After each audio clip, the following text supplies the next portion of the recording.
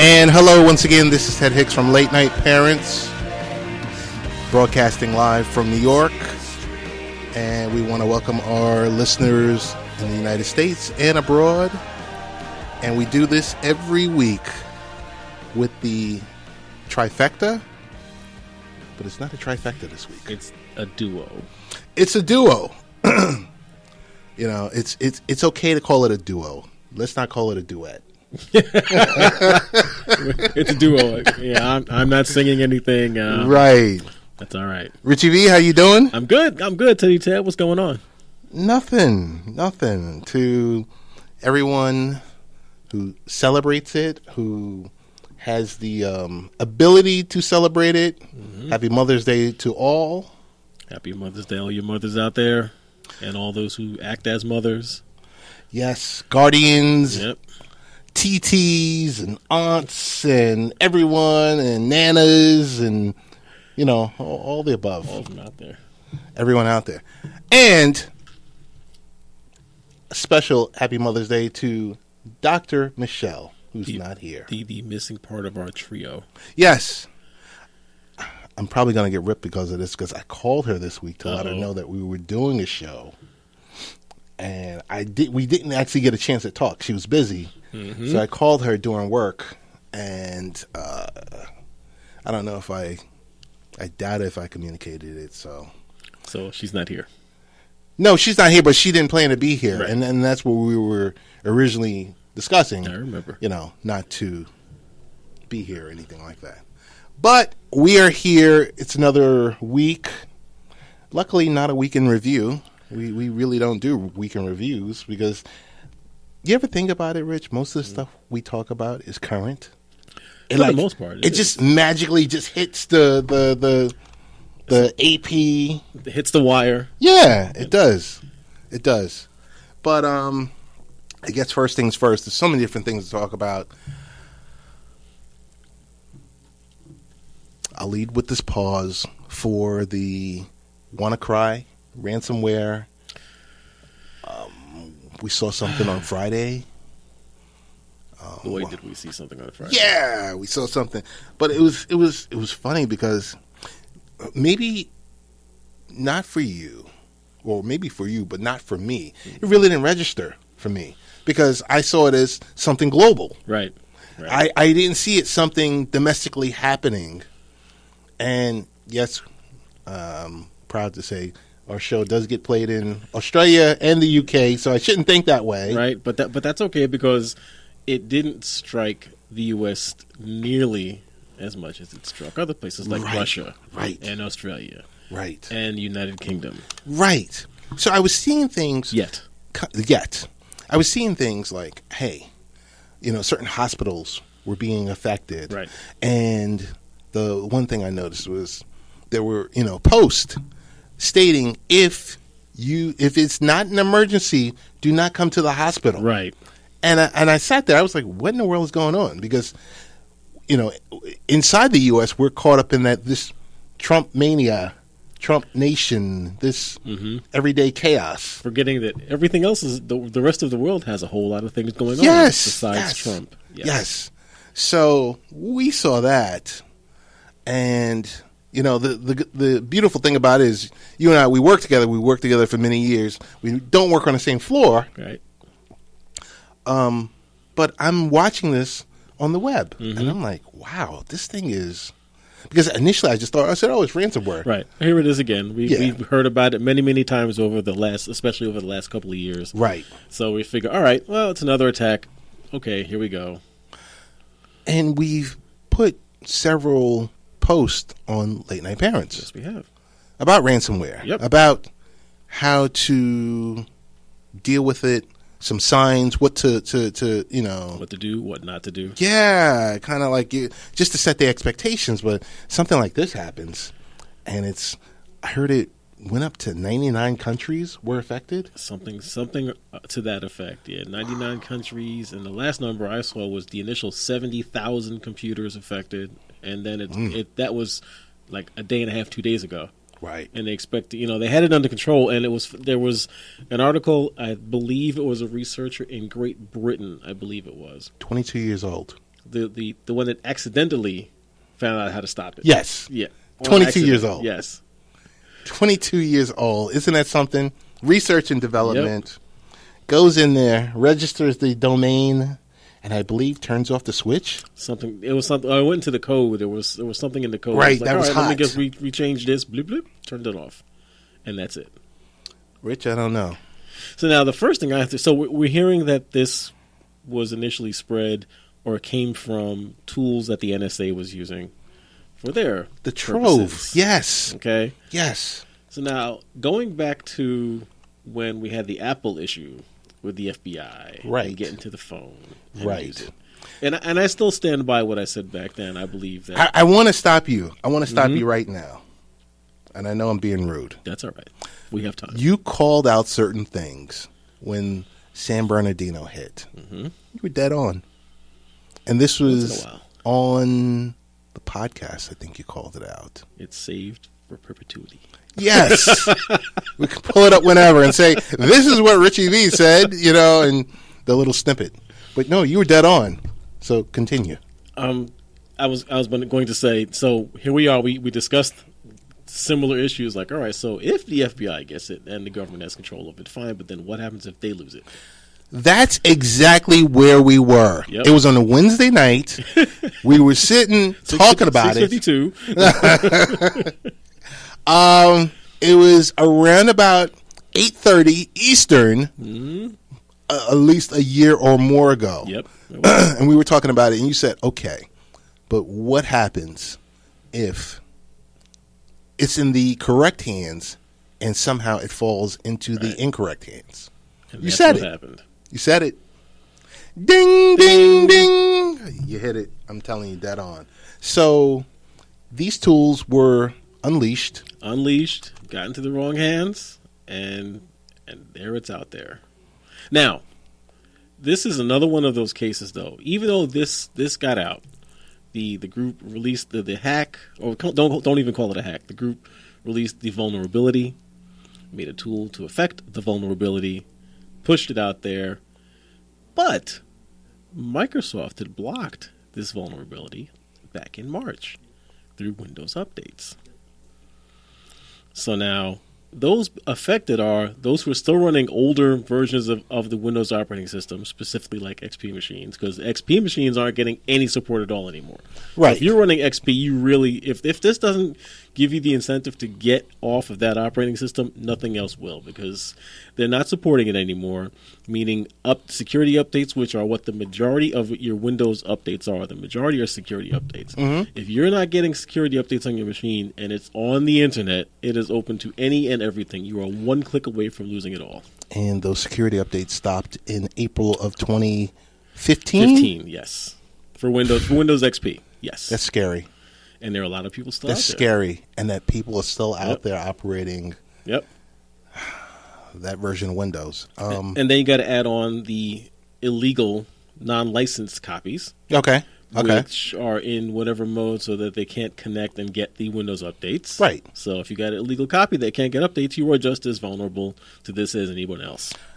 So as I was driving home, I believe it was last night. I'm not sure. Yeah, I was driving home last night. I heard on Bloomberg. Yeah, I do listen to Bloomberg. That's okay. It's okay. It's Good financial suggestions there. however, once you become north of 40, Yeah.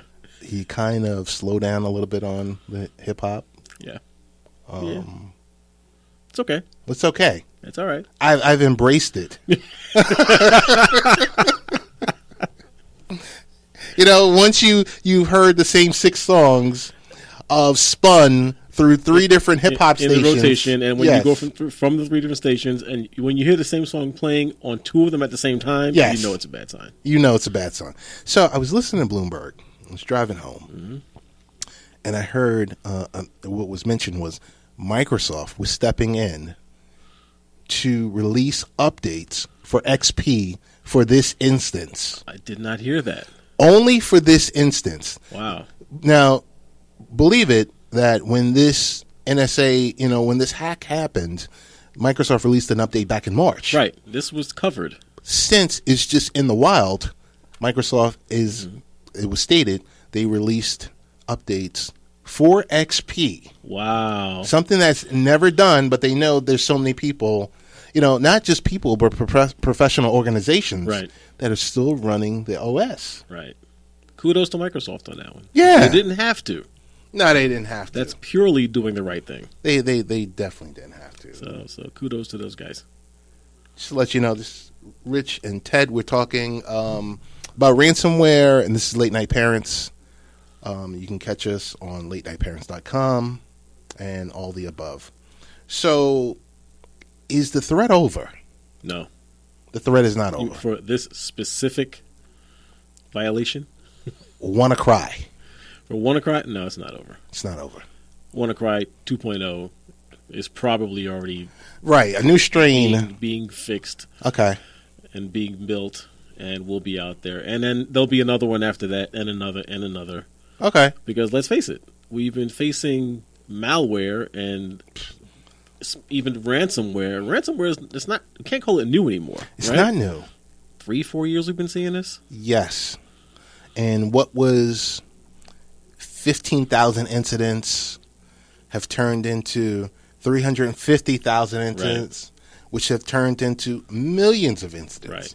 Right. And we know from our professional careers how many different times we've seen it professionally. It happen. And you're like, oh my goodness. Yep.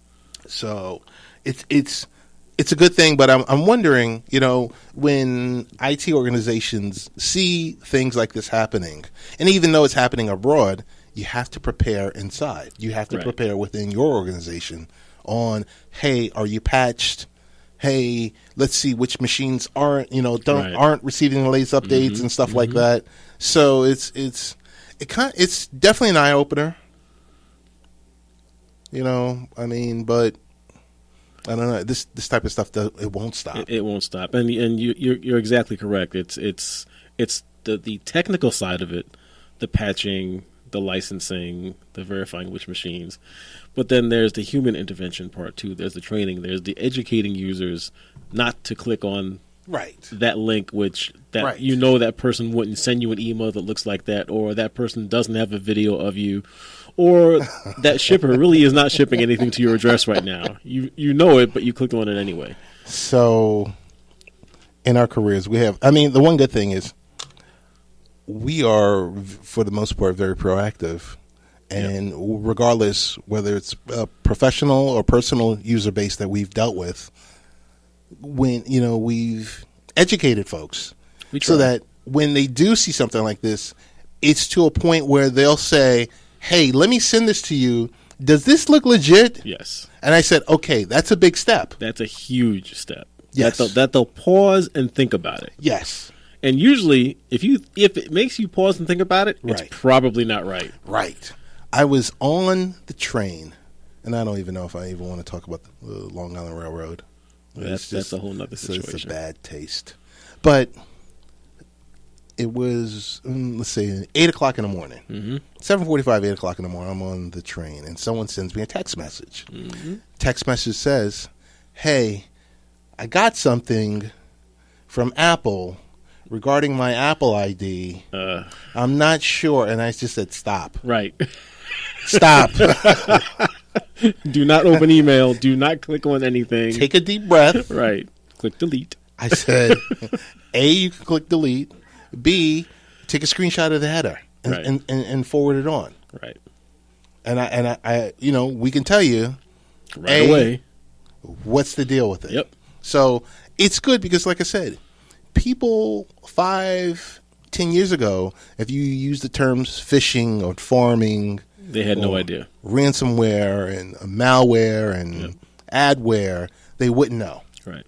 They wouldn't know. So kudos to some folks, and we hope this issue is totally resolved and, as expeditiously as possible. I mean, not the only thing, but the biggest concern we have to worry about, and we'll always have to worry about, is that zero-day exploit of this level that gets out there before the opportunity to patch is really made. Right.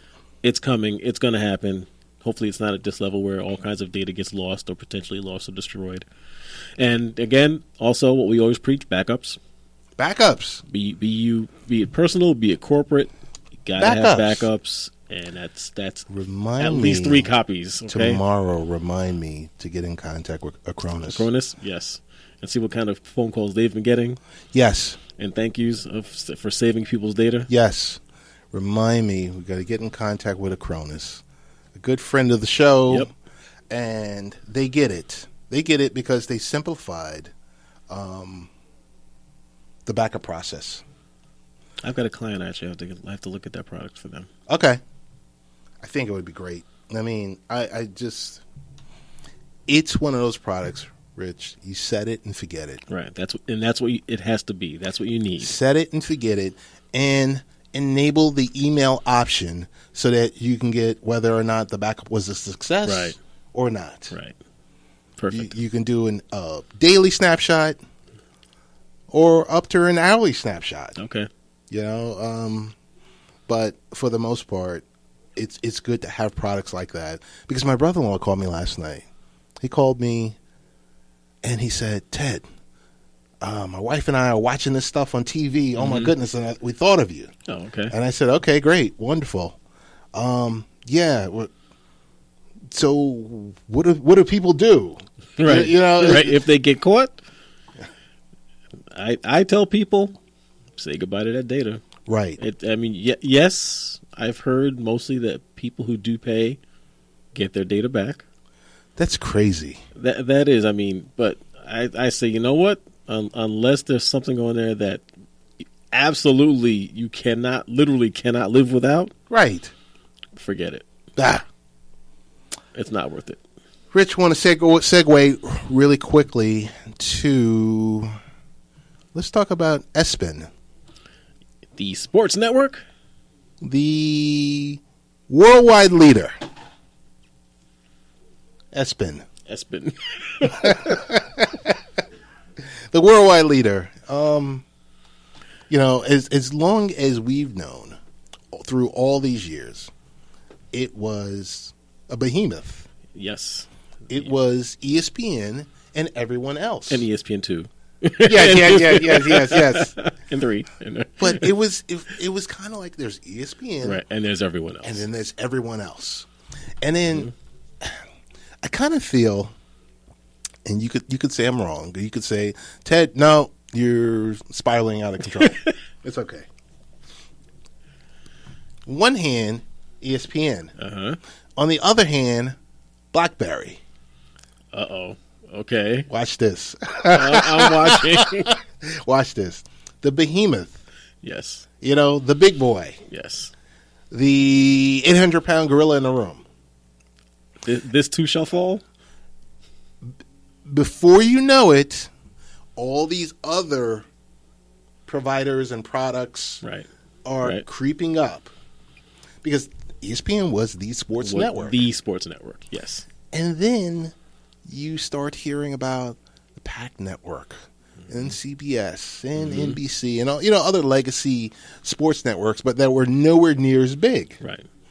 And you sit there, and after a while, you're just like, okay, there's other options. Right. Okay, there's people leaving ESPN. Well, how could they leave? Or there's people being asked to leave ESPN. As lately, people being asked to leave. But now, interrupting you for a moment, because we always know you're more the sports guy than I am, but this is also a technology kind of thing. So, ESPN, the big dog, right? Everyone else, little pieces of the pie, little puppies, right? Why do you think it is that this shift is happening? Because, we'll say the big three the big three networks and their sports division, CBS, NBC, ABC. Mm-hmm. They've always had sports divisions. Yes. But for some reason, ESPN because ESPN was willing to not only look at primetime sports, but all the sideline, smaller sports that was able to drum up viewership over time. And that the big boys just said, all right, well, let them do their little thing over there. And, okay, they'll do some boxing, too. Or they'll look at cricket that in the U.S. It doesn't matter. Mm-hmm. Or why do you think this happened? Or is it more because now the availability of getting media everywhere, which makes it a larger factor for the primary networks? Okay, so here's what I'm thinking. Number one, you look at these packages or these sports divisions. I won't answer your question first. I just want to throw this to you as, everyone's offering skinny bundles, right? Yes, now, yes. But if you want NBC Sports Network, right, you have to take MSNBC, right, and CNBC, NBC Family, right, the network, right, the network, right. So regardless, what sports package you want to grab, there's these ancillary type stations that you must take along. Right. So there is no true skinny bundle. Right. There's no true a la carte. No. There's no, hey, I'm just going to sit here and check. I want this, I want that, I want that. Right. Dim sum. Right. This is what I want. Right. I mean, we go to Chinatown. Absolutely. We can talk about dim sum. We're due for dim sum, too. Yes, we are. So let me get back to your question is, the fact of the matter is, you look at ESPN and you look at the amount of money they've invested into the NFL and the NBA. 9 years, $24 billion in the NBA. Billion. They're paying, I don't know, close $2 billion or $2.5 billion to air Monday Night Football. For how many years? A lot of these contracts come to a close in 2021. Okay. So we're still 4 years out. Yeah. So I think that's a big part of it. Number two, you have the ease of how information is being provided. I know a big thing that hurts ESPN is that if you look at your cable bill, if it's itemized, I think it's $7.24 a month. You mentioned that about 2 weeks ago, and I went. And it doesn't show directly on the bill, but when I go online to look at the real breakdown, sure enough, you see it, among other things. But yeah, there it is, like $7.95. Yes, yeah. I was like, look at that. You said Ted knows what he's talking about. We always know that. We know this. Never a doubt about that. But you look at the subscription costs, and you look at overall in the last 5 years, they've lost 12 million subscribers. Right, that's big. 12 million. Yeah, that's big. Do the math. 12 million times $7.95. Times $7.95. Right. And hence the reason why, if you look at it now, I mean, because for me, ESPN was always to the point of, you can go to the main ESPN landing page. You can click around, and hey, you want ESPN Boston? You want ESPN Dallas? Okay. You want ESPN New York? Okay. You'll have something catered towards that large sports market. Okay. But I think another thing that they noticed, what a lot of people get is, if I'm in New York, guess what, Rich? I want to hear local New York sports. I want to hear the announcers rip apart the Mets. Right. If I'm in Chicago, I want to hear about the Cubs. Right. Boston, I want to hear about the Red Sox or the Boston Bruins. I don't want to hear this general national type overview. And hey, we're briefly going to touch upon this. Especially if I'm paying an extra $8 a month for it. I'm paying $8 a month for this. Right. I mean, come on. I want my local broadcaster to sit there and, just as they're going to have the local player in front of them interviewing them. It's just that's it. Makes total sense. So you got the subscribers going bye-bye. You got these costs of these contracts, Rich, to air these these games. You've got all these digital companies, the primary Google and Amazon that are creeping up, getting a piece of it. They've got a huge overhead, and the one thing that a lot of people do touch upon, they're attached to Disney. That's true. Disney's into making money. This is true. Unless you're Star Wars. Yeah. Yeah. Or you're Finding Nemo. Or Right. Right. You're something like that, Rich, then, you got to think about it. So I think we're going to see more and more of this.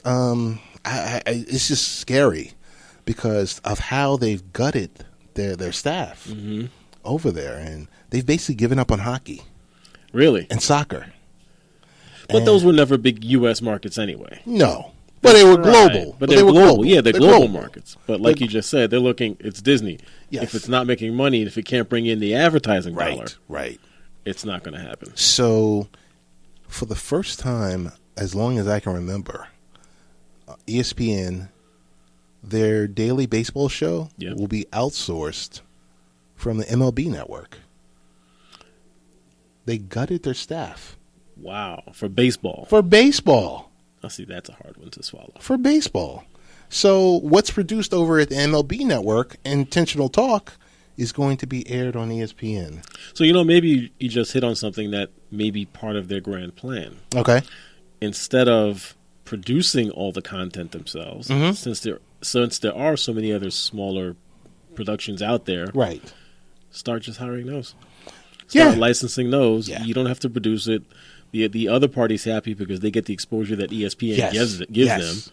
They don't have the cost. They can still get the advertising dollar because they're still putting it out there and people are watching. Right. Maybe you're hitting on something. Maybe that's part of their plan. Cut back. I just thought it's crazy because I've never seen it. And I don't believe you've ever seen something like this because they're the worldwide leader. Right. It's ESPN. But hey. But so was BlackBerry. Right. So was BlackBerry. BlackBerry was the biggest thing around. The only game in town. And guess what? They got caught with their feet up on the table. Yep. And they got knocked over. And BlackBerry is RIM. That was it. Or BlackBerry became RIM, which became BlackBerry, and which became a mess. Which is now Android.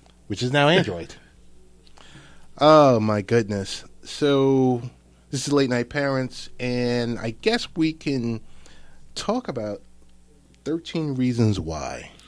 I started watching that after our conversation with Hakeem Rahim last week. Interesting show. Not exactly the demographic for it, but that's okay. I'm halfway through. I think I'm episode 6, so I'm deep in the middle of the show. Good show. Is it something I should watch with my teen daughter? Yes. Okay. Yes, definitely. You're not an isolated parent, so nothing that happens on there is going to surprise you. It's a fictional story, but nothing that they depict will surprise you as far as what they're putting forth as the high school experience. Okay. So it may bring you to ask the question: is this kind of stuff happening at your school? And there's no reason to think it's not, because nothing seems to be all out of the picture there. You should watch. You should, or discuss it with her, watch it with her, recommend it to her maybe. Good show though. It'll make some parents think more than others. Is it something that if my child is watching by herself or by himself, should I be really concerned about? Not from what I've seen yet. Okay. The caveat to that would be unless the child is going through something similar. Okay. And then, you would hope that either maybe it then would get the child to speak. Well, I would say with their friends, but at the point I'm at in the show, they wouldn't want to speak to their friends. Okay. But maybe make them want to speak to a counselor or speak with a parent. It may give them a little more incentive. But again, I'm only halfway through, so I don't know. I know there's going to be some twists and turns that are coming out in the storyline. Is Netflix sensationalizing suicide, rape with this show? Not from what I've seen. Okay. It's an interesting concept. I'm not going to give anything away to the listeners who may have not seen any of it. Okay. But they haven't sensationalized anything. You're getting all sides of the story, the parents' perspective, all the different friends' perspective. That's really what the story is about. It's the young lady leaves some tapes behind for a number of her associates. Some are friends, some clearly are not, and letting them know what their involvement was and the reasons why she committed suicide. And then you're just getting all the stories. How much of it is true or not is yet to be decided, again, from where I am in the story. But it doesn't seem to be sensationalizing anything. And, we don't even, at this point, know, like, how it was done. You have a hint of one possibility, but they're not going into that side of it at all. Okay. And I bring this up because I believe it was last week. I was out. I didn't attend last week's show, but last week I received a note from the Archdiocese of my son's school. Okay. And the note talked about a couple of things, but it wanted to talk about, and this is all before this recent incident with the young 8-year-old student being bullied and committing suicide. Yes. So it was basically from the Archdiocese of my son's school, and he was talking about 13 Reasons Why. Okay. To be aware, parents, you've got to be in the know. Right. And this is what's being streamed by some of the teens on Netflix, and so they offered some tips through the jedfoundation.org. For those that are in need, the number is 1-800-273-TALK. That's 1-800-273-8255. If you go to that website and you type in 13 Reasons Why, talking points will basically help you out for someone who's struggling with thoughts of suicide. I will leave it right there, because I do want to get into the show, and I don't want to misspeak without seeing it. I guess we'll segue real quick to Rich. What are some of the things you're streaming right now? I'm actually in a streaming glut right now. I am doing 13 Reasons Why. Okay. I kind of dropped Iron Fist. I was looking at that. Why did you drop it? I can't tell you exactly, because I'm enjoying the show. Okay. I'm maybe 5 episodes in, so things are getting good. Okay. But it's not giving me exactly like the old comic book storyline. Got you. So I think that's why. I think that's what some of these shows, what they lack is they're taking pieces from different stories of different comic books, blending them together, and somewhere down the line, the translation gets lost. Right. Like Power Man. Thoroughly enjoyed that. Okay. And that didn't follow a storyline either. Right. But the telling of that tale as they presented it was better or I found more enjoyable than what I was getting with Iron Fist. But I still do plan on going back to Iron Fist. Okay. What else? What about you? What are you streaming these days? Well, there's a couple of things that I'm streaming right now. And one of them is... Okay, so here's how I stream. I stream current shows versus archive shows. Okay. So before we even get started, Game of Thrones and Walking Dead are off. Still no Game of Thrones. Still no Game of Thrones. Still no Walking Dead. But I will, I have binged Fear the Walking Dead. Great show. Now, I am a season and a half behind on that. But yes, great show. Excellent. Yes. And I here's my problem. There's a huge fear for me because when you find out you're 70 episodes behind, you're like, I'll never catch up. I don't have 70 hours to dedicate to this. But you do. If you now see, you've gone over the edge though. So now you enjoy Fear the Walking Dead. I enjoy Fear the Walking Dead. Walking Dead is twice that. Really? But like I said, more story. Once again, what, 60 episodes behind? Is it that few? Yeah. I lost count. So there's a couple of things. Current show that I'm binging because I don't watch it live is The Designated Survivor. I've heard that's pretty good. That is a good show. I watched that. Okay. Also, the CW shows. I watched The Flash. See, The Flash. I was going to bring up The Flash after you. Yes. Legends of Tomorrow. Yep. 2 seasons of that. I've binged that. The Flash is 3 seasons, all up to date. Okay. So those are like the current hot shows. Something I started watching last night, the TV show Which? version of Dear White People. You know, I was going to start watching that. That's on my list. 30-minute episodes. Now it's even more on my list. 33-minute episodes. Okay. So if you think about it, most of these network-based shows are 41 to 42 minutes, 44 minutes. Yep. Okay. So this is a true 33-minute show. Okay. Of course, this Netflix, 10 episodes, no commercials or anything else like that. In and out. In Quick and out. enough. Good. Boom. Okay. I will add that to my list. I'm binging Billions.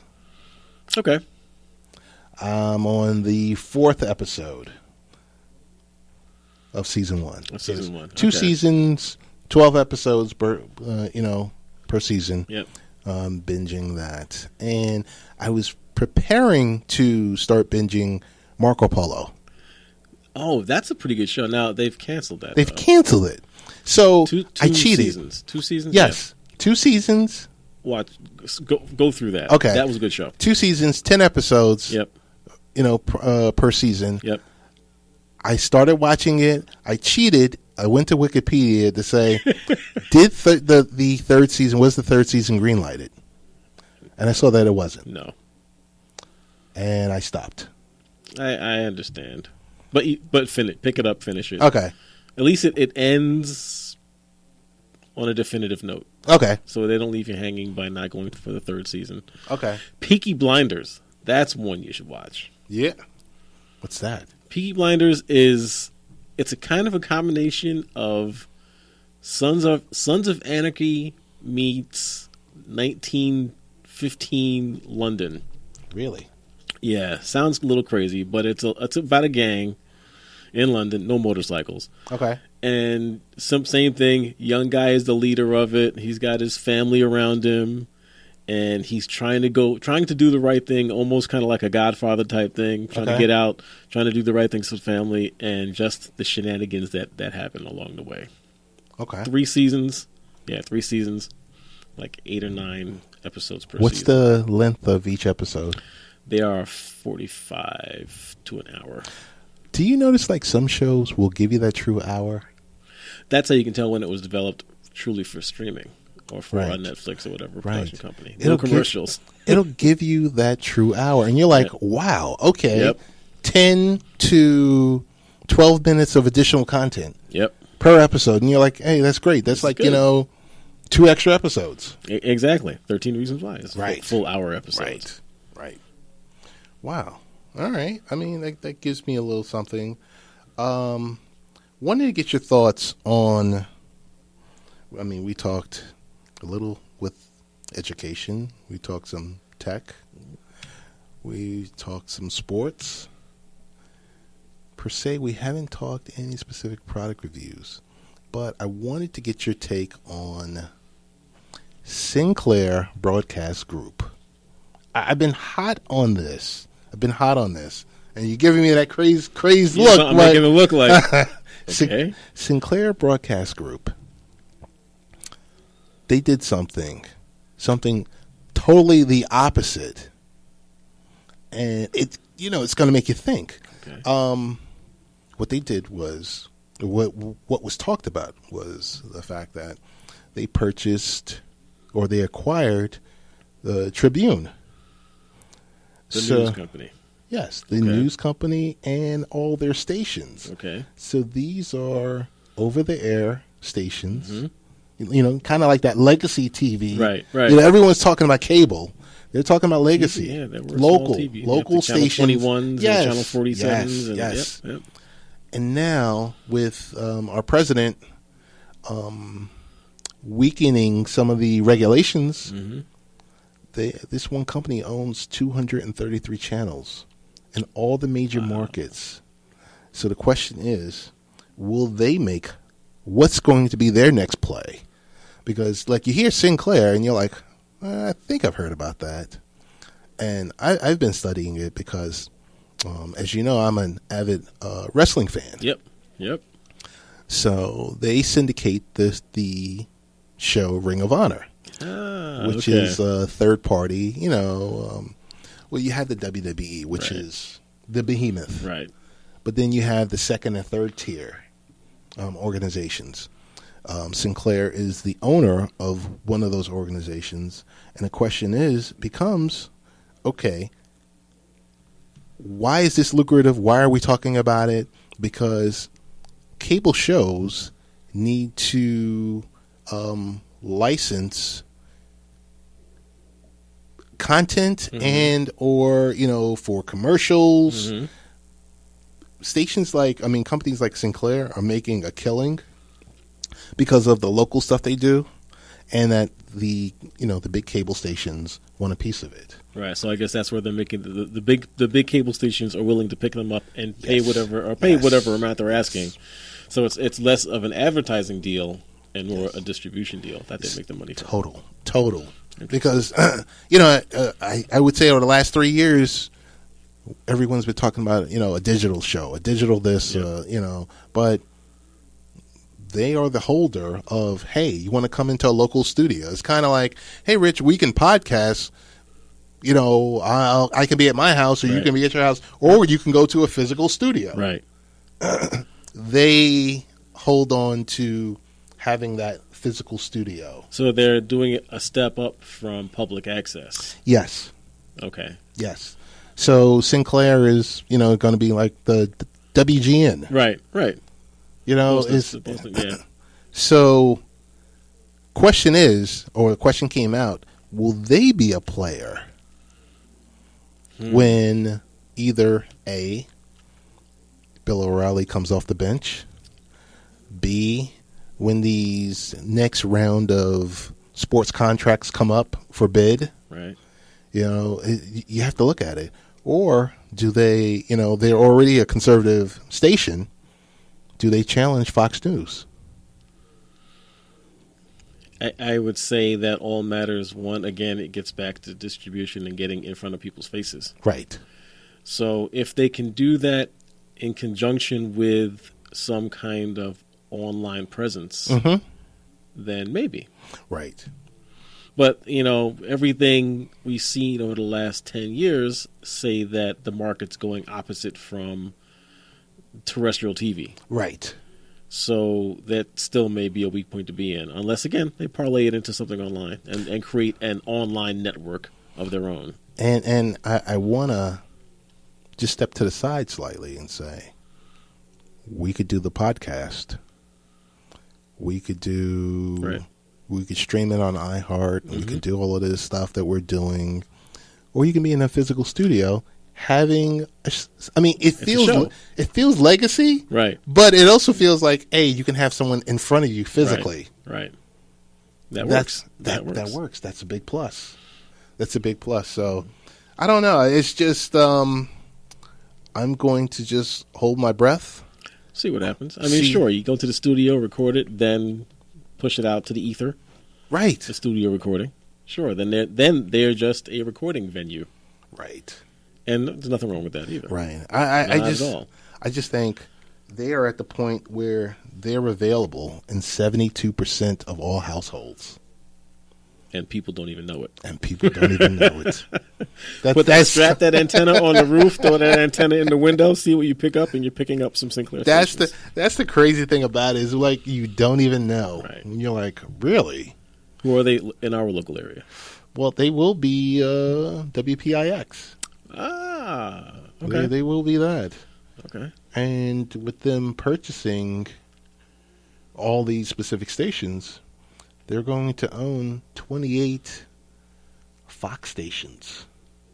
Interesting. Yeah.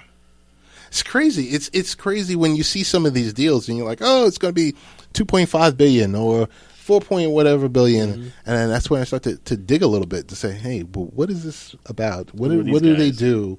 You know, okay, they have radio and they have a couple of cable stations, right. and well, how come we don't really hear about them? And you know, like I said, you dig deep enough and you're like, oh, this is who they are. Okay, got it. So you know what's going to happen in a couple of years? They're going to get bought. Probably. They'll get picked up by Turner, Mm-hmm. or someone's going to pick them up, and watch, Fox gets them back Right. at half the price that they paid. Right. And it's just so funny how this game is going, and you're seeing, you know, the mergers and acquisitions happening. Mm-hmm. And, you know, what used to be the big fish is now a guppy, and guppies are swallowing big fishes, and you're like, ugh. But other than that, what are some things you got going on this week? Well, you know, at the school, this is finals for us with the students. It's been a good week. The technology's been holding up. Products that they're using for exams, very, very stable. So we've had good experiences with them. I've got things going on with my police academy.